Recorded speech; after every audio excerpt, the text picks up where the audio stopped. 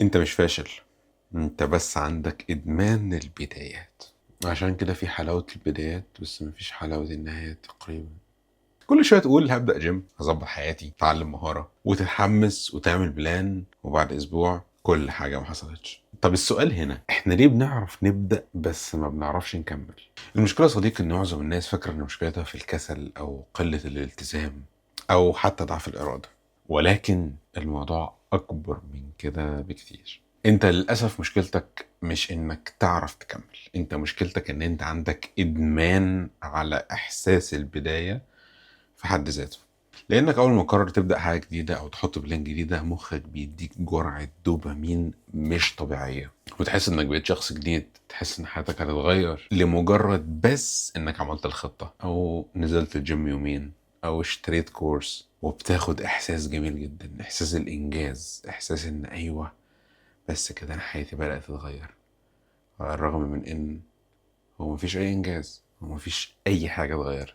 كم مره اشتريت كورس وما كملتوش، كم مره عملت تو دو ليست كتير جدا لتاسكات للاسف ما التزمتش بيها، ما عملتهاش. كم مره قلت خلينا نبدا من بدايه الاسبوع، احنا ان شاء الله هنبدا يوم السبت، حد اتنين تلات تنسى اصلا تبدا السبت، حد اتنين تلات اربع تنسى تبدا السبت، زي ما يكون السبت بقى موسم، هو حرفيا بقى السبت الممتاز.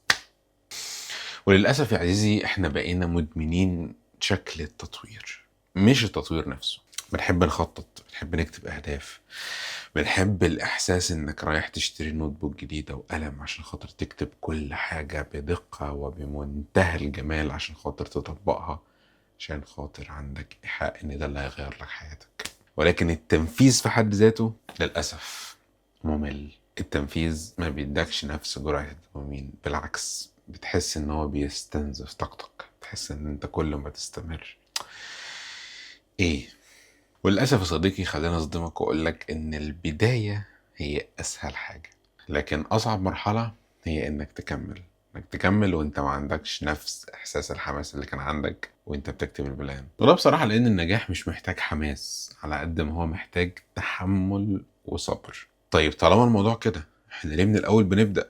ليه بنبدأ ونهرب؟ والله يا عزيزي لأكتر من سبب. النتيجة بتتأخر، المجهود مش ممتع، مفيش حد بيسقف لك، وأكبر حاجة فعلا وأسوأ حاجة إننا بنقارن نفسنا بغيرنا. وبالتالي اللي بيحصل بنرجع ندور على بداية من تاني عشان تدينا نفس الإحساس الوهمي اللي احنا كنا عايشينه، ومخك يديك نفس جرعة الدوبامين اللي انت أصلا كنت بتدور عليها. طيب نسكت لحد كده؟ للأسف لا. السوشيال ميديا يا صديقي، وما أدراك ما السوشيال ميديا. السوشيال ميديا للأسف زودت المشكلة دي أضعاف مضاعفة، وده لأنك شايف ناس كل يوم بتمثل إنها نجحت. الناس دي ما نجحتش إلا من رحم ربي طبعا، ولكن في ناس كتير جدا بتبيع لك مشاعر النجاح، بتبيع لك الايموشنز اللي تخليك تحس انا عايز ابقى كده، انا عايز ابقى زيك، انا عايز اشتري الكورس بتاعك، انا فبيبدأ يديك الاحساس الفيك اللي للاسف ليه نتيجة عكسية عليك، الا هو ان هو يحسسك ان انت ما عملش حاجة. ولكي اصدقك القول، في فعلا ناس بتبقى نجحت، في فعلا ناس بتبقى ليها قصص مؤثرة كبيرة جدا، وفعلا ناس مرت بحاجات كتير جدا، الناس عملت حاجات كتير جدا عشان توصل للمرحلة اللي هي فيها، ولكن انت ما بتشوفش كل ده، انت بس بتشوف الفاينل ريزولت، انت بتشوف النتيجة النهائية، بتشوف اللي هم وصلوا له. لكن اخر 4 5 6 7 سنين في حياتهم، المعاناة وحجم الصعاب وحجم الحياة اللي هم مروا بيها، انت تكاد تكون لا تفقه اي شيء عنها. فزي ما قلت لك اللي بيحصل، بدل ما تكمل توقف وتبدأ تدور على حاجة جديدة.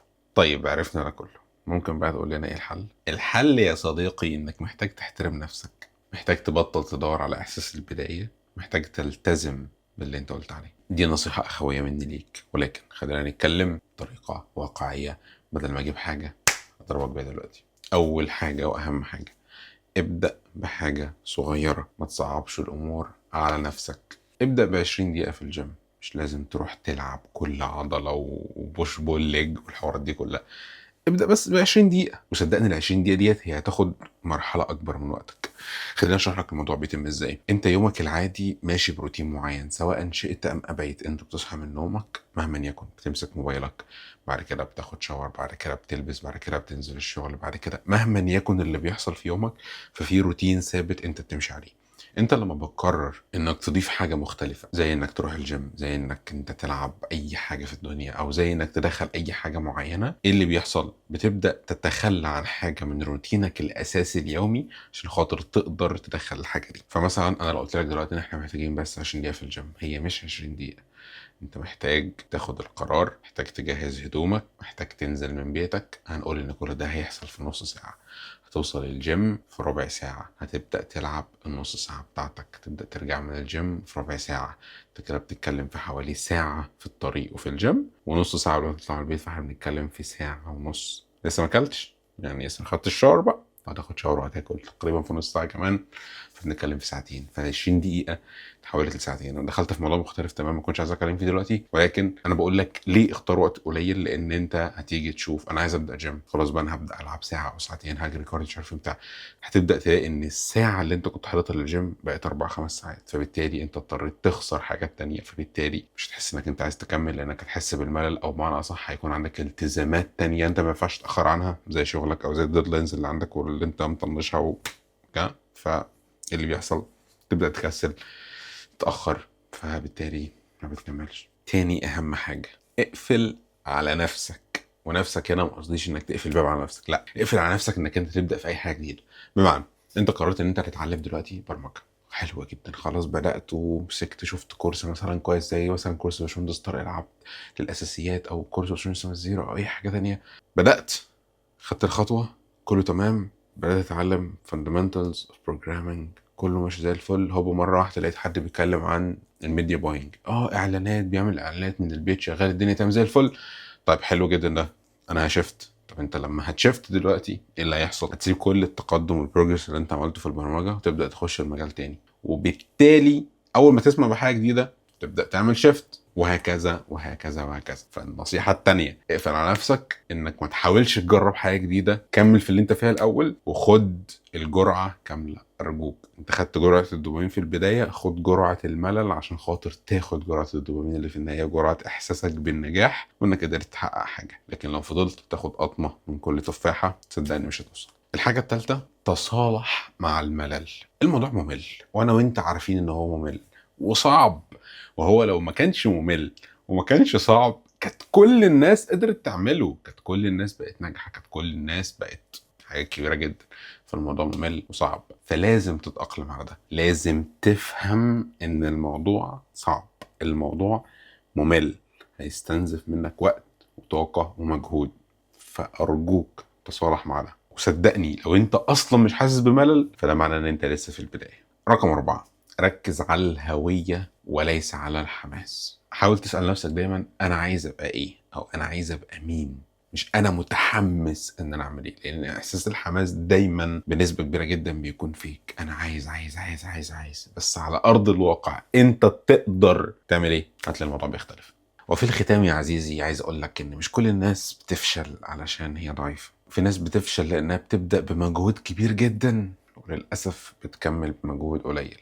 البداية دايما هي لحظة، لكن الاستمرار هو اللي بيبني الحياة. وطبعا كان معكم أخيكم عبد الله محمد. السلسلة دي تعتبر غريبة شوية عن الحاجات اللي أنا كنت دايما بقدمها هنا على القناة، والبرمجة والبيزنس وكل الكلام ده، ولكن حبيت أبدأ معاك من الصفر. حبيت أخد الموضوع بمنظور مختلف شوية، لكن أنت أصلا لو تايه تعمل إيه عشان خاطر تبدأ بعد كده تاخد قراراتك في حياتك، ونشوف هنذاكر إزاي مع بعض في الأيام اللي جاية بإذن الله. دمتم في أمان الله ورعايته، وإلى اللقاء في حلقة أخرى. مع السلامة.